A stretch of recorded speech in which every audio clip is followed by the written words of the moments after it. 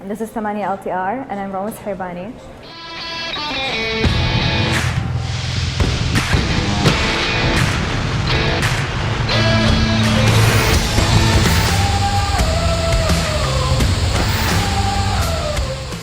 Mishaal Ashemimry is an aircraft engineer, a business owner, and what was a surprise is that she's a dog lover and she loves kids. I have a dog. Oh! Yeah. Female or male? Female. She's a French bulldog. She's Nice. a year and 2 months. How is taking care of her hard? Well, with all the traveling that you do lately? It's hard, not really, because alhamdulillah, I have someone to take care of her when I'm not there. Mm-hmm. Because having a dog is like having a baby, you cannot leave it. Exactly. So you have to take him out all the time. Other things, I guess, about me is I'm really good with kids. And kids are drawn to me for some reason, which is good. Maybe because I think internally, I'm a 6-year-old. How old are you now? 33. Yeah. Did not show, mashallah. Yeah, it's the spirit. It's all about the spirit. It's my child self. We all have that little curiosity in us. But in Mishaal, it might be a little bit more than the usual. And as she says, she owes it to that little 6-year-old girl under the desert sky to keep going and keep discovering and to never stop. First of all, Aneza is a very natural, it has agriculture, very good soil for agriculture.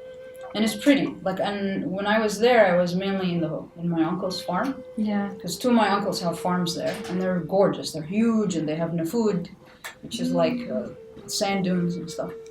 And my mom took me to the desert when I was about 6 years old, in the middle of the nafood in Aneza at night. And as you know, it's desert weather, so at night it gets kind of chilly. Really cold, yeah. And there's zero light except natural light from stars and the moon.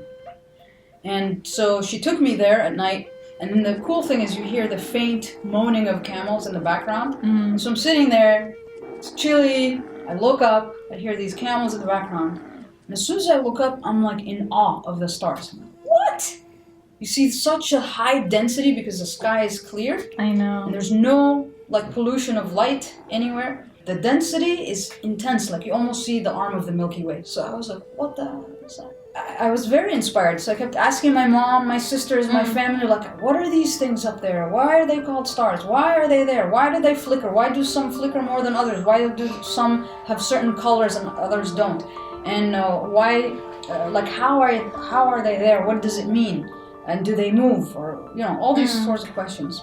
And it seemed like they tried to give me some answers, but I wasn't satisfied with the answers. Yeah. So then it became my mission to understand what's up there in space. Success is never easy. And there is definitely going to be obstacles. And obstacles come in different shapes and forms. Sometimes expected, sometimes not expected. And sometimes they can be even emotional, which is very underestimated by most people. I think a lot of us will go through hardship in life, whether it's trying to chase a dream or trying to achieve something or trying to have the right lover, I don't know. But in the end, what's important is never to lose sight of your essence as a human being. It is okay to feel things. Because it was like a struggle. I knew I was angry at aerospace. Yeah. And I felt down by it. I felt it put me through so much struggle and anxiety because in order for me to get to where I was, I have sacrificed so much. I've lived all my life alone, not with my family. I lived in places I never even knew. I've been in situations that no human being would ever want to be in. And I felt like I went through all this pain. And in the end, I'm let down by some financial stuff that I have no control over. I felt so let down, as if, I don't know, aerospace basically stabbed me in the back after all the sacrifices. You felt like you gave so much and then you didn't get anything. I couldn't get anything back in return. And I also felt no matter what I did, I'm not going to be able to do any more than this. Every single ounce of blood in me had to come out to achieve this. I cried a lot, I cried so many nights and even during the process. And it's true, you need to recognize that it is okay to feel this sort of rejection. You know, I felt, I guess, rejected by aerospace, which was not cool for me. Yeah. And I felt like I felt that I'm repelling away from it.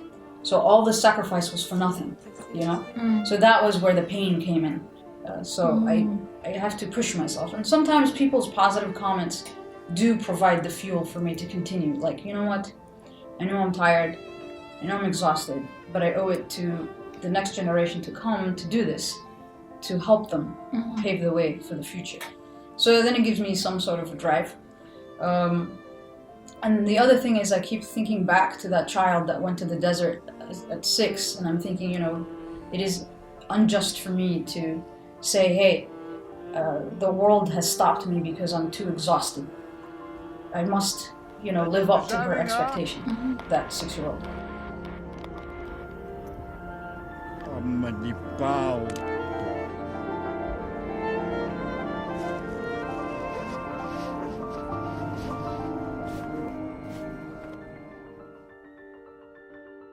I'll speak about the UAE. At the beginning, when we started as a nation, we were like users of space technologies. In 1990, when we launched our first satellite, that was the Thmanyah satellite, we went from being users of space technologies to operators of space technologies. In 2006, when I was sent to South Korea to build UAE's first Earth observation mission as part of a know-how transfer mission, basically it was the phase that we shifted from operators to manufacturers of satellite. Dubai Sat-1, which we built with our partners in South Korea, the UAE contribution in that mission was 30%. Dubai Sat-2, the contribution was 50%. Dubai Sat-1 accuracy was 2.5 meter resolution. Dubai Sat-2 was 1 meter resolution. So the Emirati team participated in improving that. And now we have Khalifa Sat, which inshallah will be launched next year, 100% being built in the UAE with a 70 centimeter resolution. The spacecraft is an Emirati spacecraft. Critical phases of the mission is being built and being developed in the UAE. We have included the industries. Now we have a company in Abu Dhabi building parts that's going to be placed in, like from the mechanical structure, that's going to be in our spacecraft, that's going to be reaching Mars. In 2006, Emirates started Mohammed bin Rashid Space Center, and now they manufacture their own satellites, and they aim to reach Mars, to land Mars. Imagine if all the Khalij, or the Gulf countries, united and started their own space center. And we do have a lot of brilliant, not just Saudis, brilliant Saudis and brilliant Khalijis in general, that have brilliant minds, that are determined. All they need is an opportunity. And I think that is critical for all the Khaliji countries, Saudi Arabia, Kuwait, UAE, and all of them, to provide the opportunity for the young generation, because they're very hungry for change. They want to be the people that can be equated to NASA's accomplishments. They want to be people that far exceed China's achievement. They want to be the people that are known to be amazing designers, like the Italians. Yeah. You know, the people want to leave something on this earth and say, hey, you know what? I did this. I provided this for the next generation. One of my goals is to have a space agency in Saudi. Or if Saudi doesn't want to do it by itself, fine, bring all the Khalij together and have a Khaliji space agency. I'm open to any suggestion. Just please provide us the opportunity. I'm ready and capable right now. You tell me, hey, let's go, I'm ready. I'm ready to go right now. Because I think we need to have a space agency in the Khalij. And obviously I would like for it to be in Saudi. We need to have the skill set, the mind, for the young generation to have the skills necessary to develop rockets, to develop satellites, to develop technologies that will help humans in general, not just us, all humans on this planet. And it excites me because when you open things up for the young people, they get very creative and start to dream, and I'm very optimistic about what's possible here. The Arabs in general and the Khalijis, because we're Khalijis, are people with brains that are hungry to make a change. We just need to provide them that opportunity.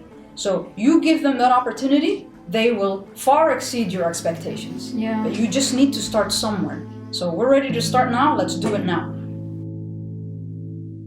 Sexism and ageism and racism can be a barrier to many individuals today. And many of us don't realize that this can slow us down as a whole. It can slow down discoveries, achievements, and finding solutions to many problems we face today. I did experience sexism. Yeah.